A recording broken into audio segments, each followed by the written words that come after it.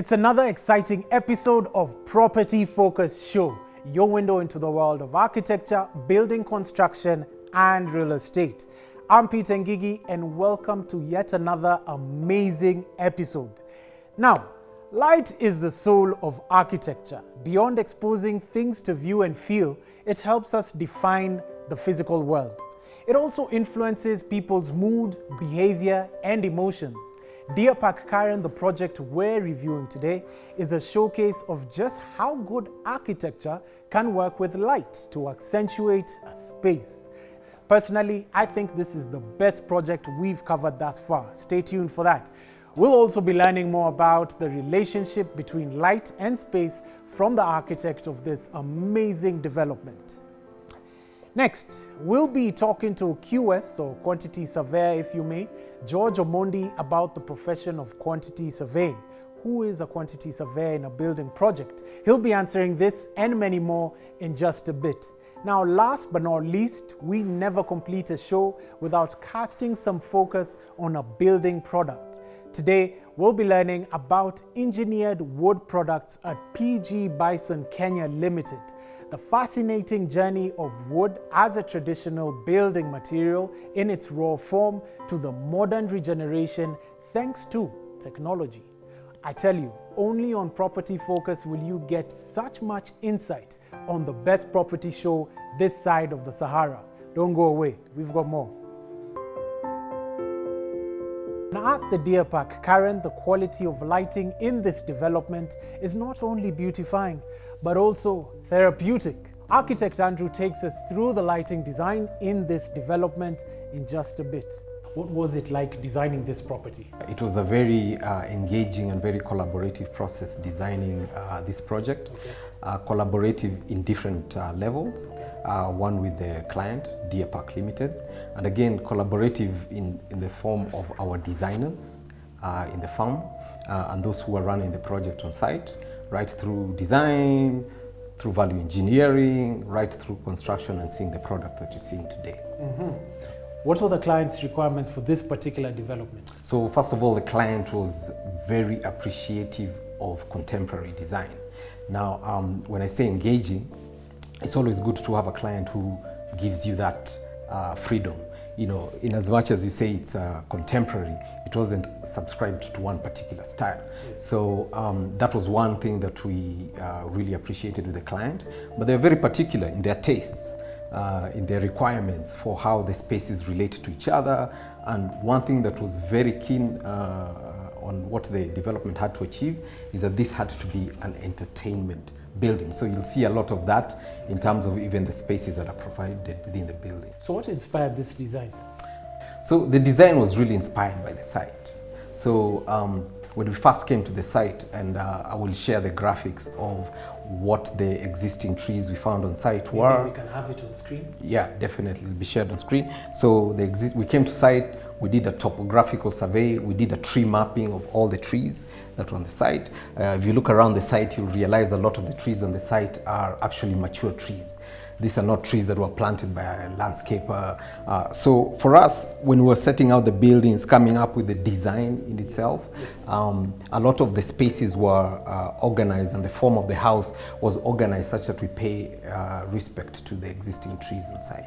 Then you'll notice also in terms of how the spaces then are organized, we have a lot of connection to views within the existing site. Mm-hmm. Yeah. You've thoroughly explored the concept of natural lighting in this particular development. Yes, we've done. Tell us about the relationship between light and space. So for you to truly appreciate space, you got to really take advantage of light. Okay. And for me, again, for you to truly appreciate architecture, if you don't take advantage of light, there's some elements about how a space is laid out that you won't really notice. Okay. So it's something that is really critical in terms of design, and some people overlook it. They think that the only thing around design is having a very good floor plan or a layout. But for me, taking advantage of light, it might accentuate some things within the space that is very important. And for us in designing this, we found that to be one of the very critical items in terms of bringing out the architecture and the spatial quality of the rooms. Again, I just want to point out that even in terms of understanding volume, if we didn't have the natural light that we have, sometimes spaces might feel claustrophobic. If you look at the sizes of the rooms in this house, they're not expansive. We don't have very expansive spaces, but then you feel this expansive space just because of the light. So for me, even the appreciation of volume is very important. And a lot of architects and designers don't take advantage of light. And to actually, again, reiterate the point, to have the appreciation of volume, space, and architecture, you need to take advantage of the light. Sustainability, how did you factor it into this particular development? So there's quite a number of elements around sustainability that we looked into. One, when we design to best practice. So when I say to best practice, we try and look at every aspect of sustainability, be it light, be it water, be it wastewater treatment. So I'll just touch on a couple of things. Here in Karen, you're not really connected to the septic system or to a trunk sewer system. So we have a wastewater treatment plant here that deals with all the waste from all the houses. And if you look at the expansive gardens we have on the site, all the water for irrigation actually is water that is recycled from a wastewater treatment plant. Then in addition, you'll notice that each of the houses, one of the reasons why we have flat roofs is you'll notice there's solar water heating panels on all the roofs. So even before it was a requirement by code that all the houses must comply to having solar water heating, this was something that we had already taken into account, considering you have quite an expansive amount of flat roof space. So that's another thing that we dealt with in terms of heating, getting our heating bills low. So in terms of sustainability, we really did go into quite a number of elements that bring up the total sum on a sustainable project other than just focusing on one item. So, parting shots, what's the future for contemporary living such as this? For me, the future in terms of design and where living spaces are going to go is we really need to push the envelope in terms of, one, appreciating the environment that we have here in Nairobi. So in Nairobi we have a very good climate, and a lot of us don't design to that. So I think in terms of contemporary design, it's really exploring that we take advantage of the Nairobi weather, the Nairobi light, and I'm looking forward to seeing more houses that interact with the environment as much as Deerpark does. Hopefully Property Focus will be your next client. I hope so. Thank you very much, Andrew, for joining us on the show. Thank you, Peter. Absolutely delighted to have had you. Thank you, and thanks for featuring Deerpark. Thank you very much. Up next, we've got Properties of the Week.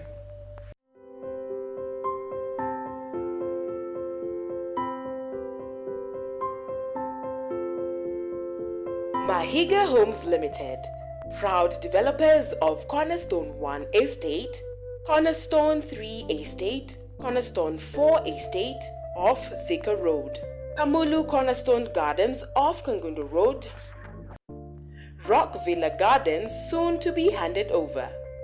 We are now selling Rock Villa Annex 3-bedroom bungalow at an offer price of 3.95 million Kenya shillings, deposit of 1.6 million Kenya shillings, and the balance payable in 12 monthly installments.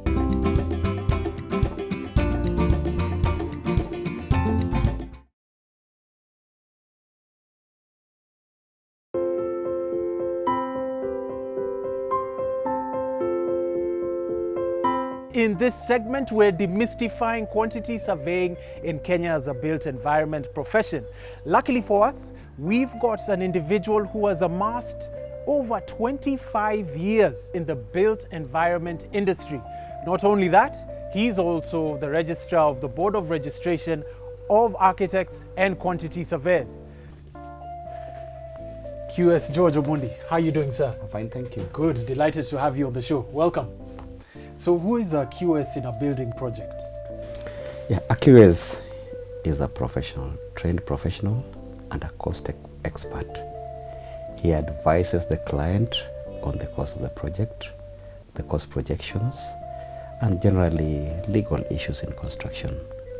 He is an expert, and in some other jurisdictions, he is also known as a cost engineer. That's why apparently when you visit some of the construction sites, you find them being called as engineer.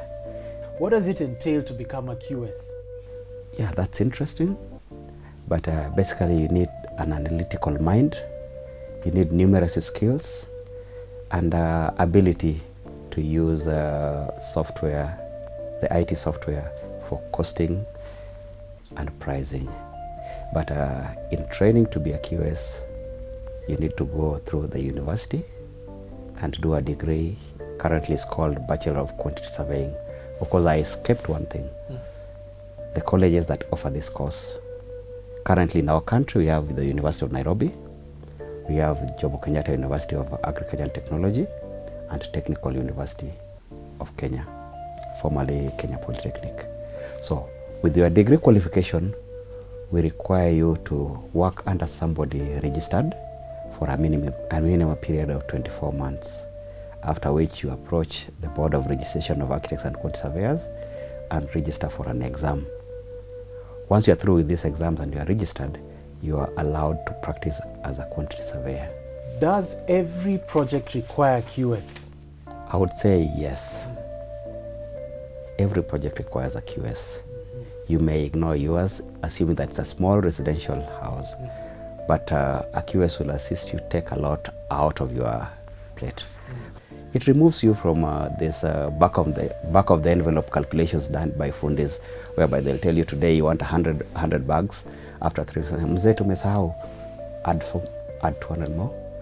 So it saves you that issue.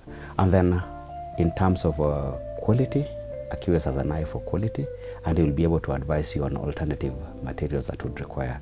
So basically, you would require QS for every project. Your phone keeps on ringing every 5 minutes. What is it like in a day of quantity surveyor? Busy, busy, busy, because the QS work mostly is office-based.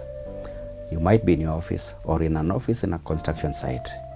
Your work involves looking at the drawings, taking measurements from the drawings, moving to site, getting the exact measurements on site, discussing with the clerk of works, discussing with the architect, getting instructions.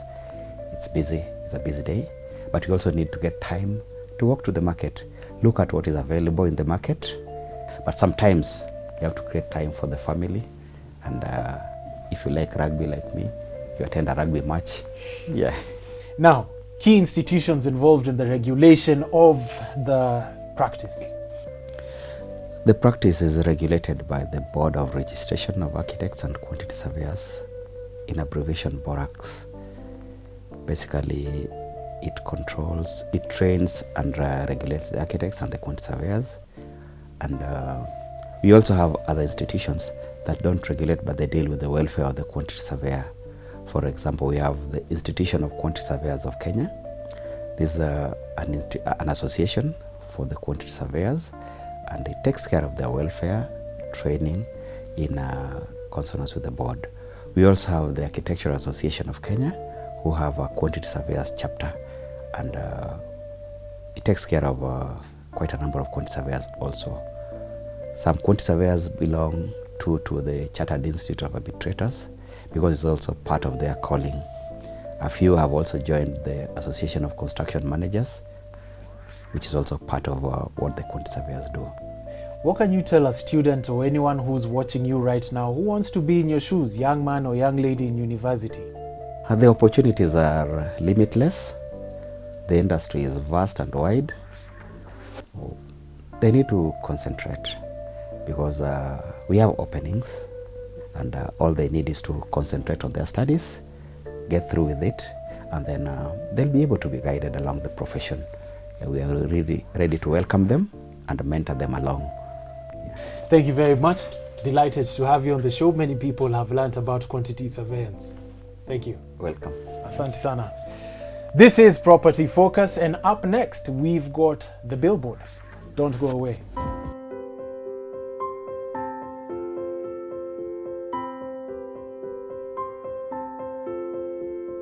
Kwanza Greens is the only controlled residential development within Kwanza Techno City Buffer Zone, a gated community setup less than 2 kilometers from Kwanza SGR station and adjacent to the standard gauge railway. Get an eighth of an acre plot for only 490,000 Kenya shilling or an installment plan starting as little as 15,000 Kenya shilling per month. Take advantage of this grand opportunity by texting the word Kwanza to 22002.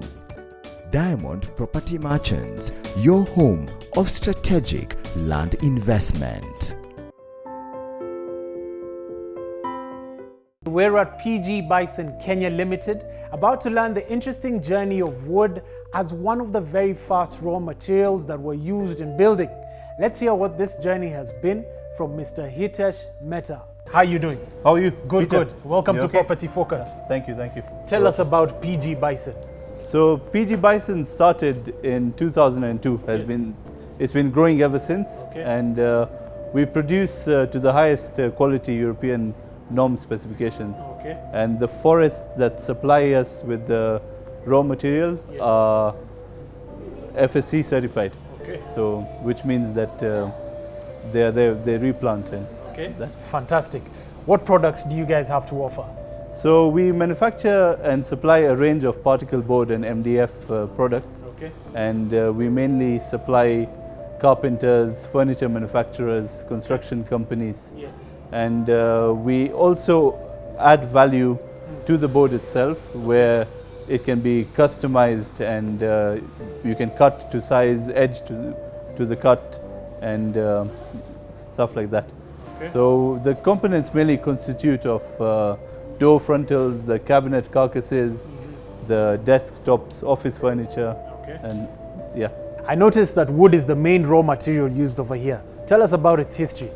So wood has been used for centuries in construction, and in the 50s is when now that timber was processed to particle board. In Germany, the first commercial particle board plant was put up.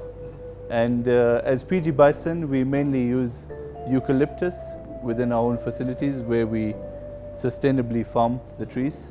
And the panels would make more sense today, because the more you can optimize them, you get a better yield, and as you can see around. Let's get a better view of whatever it is that you guys have to offer, right? So let's dive into all things engineered wood. First of all, what is engineered wood? Engineered wood is basically just the conversion of solid timber into the panel wooden products, such as the particle board, OSB, MDF. So what's the process of making engineered wood to what it is right now? Engineered wood, it's just particles basically of timber that are mixed with resins, and these now give those sheets, the panels, that are available in different sizes and thicknesses. Then you can put melamine on top of it and get different finishes. These are fantastic. Shall we see more? Yeah, let's go ahead. Okay. Quite interesting. So tell us about engineered wood and their specific uses. I think particle board, which is one of the main ones, is mainly used for carcass construction, for cabinets, wardrobes, Okay. in kitchens, Yes. in office furniture. Then you have MDF, which has the traditional properties of solid timber. So the CNC rootering and those kind of things can be done on that. Yeah, that covers those two. What does one need to know about before purchasing PG Bison products? I think you got to know, you got to size out your room first, and then know the application of the product. The correct application is key here. So you got to know what you're using where. And once you get the size of the place, try and have standardized sizing for the cabinet sizing. Then try and look what fashion would suit your place. You try and match your tiling with your cabinets, kind of thing. And then the different textures available. You have the different touches. We have linear, we have natural touch, we have fusion, and we have pin finish. So those are all different types of touches. Then the installation bit of it. So we can, who are you going to work with basically? What type of installer? And come with them, it'll make it much easier for you to get your job done. Speaking of which, just clarify, does one need a professional to come and purchase PG Bison products, or you can just come alone? You can come alone if you know the size of piece that you need, because we've gone into square meter pricing from this year. That means you can come and buy a small piece even. You don't need to buy a sheet to have one piece cut out. So you can come and buy a piece yourself if you know the size. If you don't know the size or you're doing a bigger project, you can have an installer come with you. It'll make it easier. And are they ready to purchase, or one has to place an order? They're ready to purchase when you're coming and buying. If someone's coming to buy a board or something like that, they can come and buy it ready. But if you're going to give us an order that's going to be cut, edged and drilled, then it's easier if you come, you fill in that part list to what your specification, then we would cut according to that and edge it, and then we would deliver it to you on the promised date. Now, what additional services do you offer your clients? So as PG Bison, we have a wide range of services that we currently do, and we've just started doors as well, internal doors, and the cabinetry hardware. We've increased the range in that even. So we are agents in the region for Blum, which is a high-end Austrian brand, the best in the world, I'd say. And we also have a much more affordable range in Kinetic that has new finishes, stainless steel and different finishes, new handle types as well. So there's quite a bit that we've got in terms of additional services. Even flat packs, there's a new flat packs that is Bloom incorporated for fittings. Speaking of Bloom and Kinetic, what are some of the new trends that PG Bison has adopted in the industry? Oh, so we keep reinventing the fashion within this market. So every 12 months, we go out there, we see what the world fashions are, and we bring that back with us to Kenya. Fantastic, fantastic. Clarify some of the misconceptions people have about PG Bison. I think PG Bison is viewed as a high-end premium brand, which it is, and so they view it to be expensive. But I'd say we are in a lot of projects that are actually not that high-end. There's a lot of the affordable projects that we are in, and I think we can suit people's budgets. The advantage you have with us is we can make what you need. You don't come in and buy a ready cupboard or kitchen. We make it to what you need. Tailor-made. Exactly. Fantastic, I like it. Tell us, parting shot? I think as the market leaders, I'd like to invite anyone to our branches in Nairobi and in Mombasa. And definitely you'd see a lot more of us and a lot of better products in Kenya, uplifting the Kenyan standards in this industry. Fantastic. Mr. Hitesh Mehta, why don't you tell the viewers how they can reach you, your website, telephone number that they can call you on? I think you can get us online. Our website is www.pgbison.co.ke. You can find us on Facebook as well and Instagram as PG Bison Kenya. And you can visit our places, Enterprise Road in Nairobi, Kampala Road, and in Mombasa, Lumumba Road. Now, that was Hitesh on all things engineered wood from the experts themselves, PG Bison.